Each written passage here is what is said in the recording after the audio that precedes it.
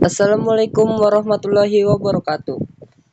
Perkenalkan, nama saya Fathul Zalifun Nafsi Prabowo Putra dari 12 Mesin 1. Saya di sini akan mempresentasikan tentang mesin bubut.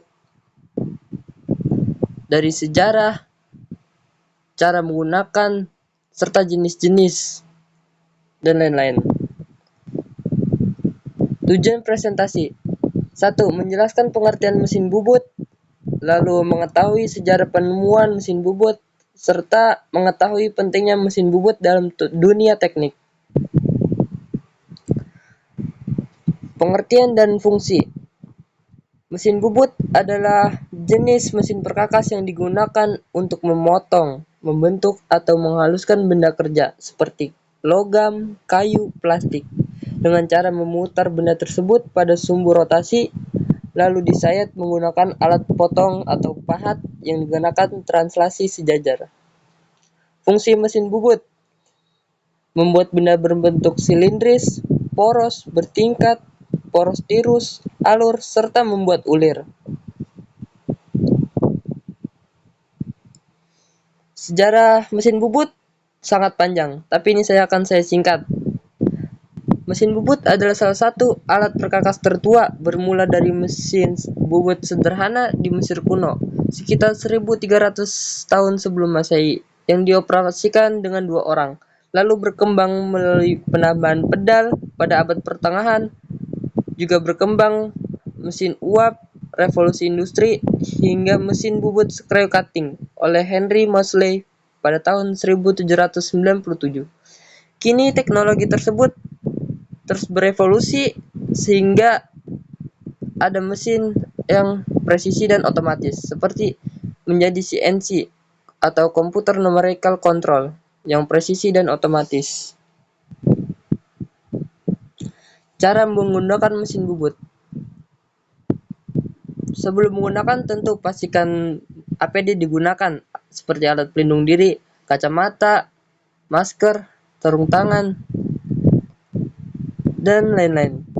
Lalu cek mesin bubut seperti mesinnya nyala atau tidak, lalu cek RPM, kulannya mengalir tidak, lalu mengecek eretan bisa gerak dengan lancar atau tidak.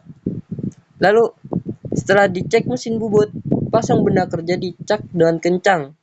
Lalu cek lagi apakah masih goyang barangnya atau tidak. Lalu atur RPM sesuai material, karena tidak semua material RPM-nya sama.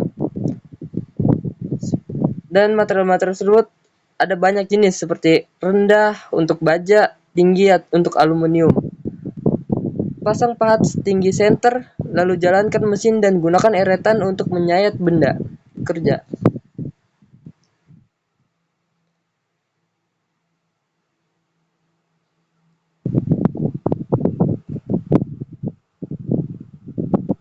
Lalu jenis-jenis pahat.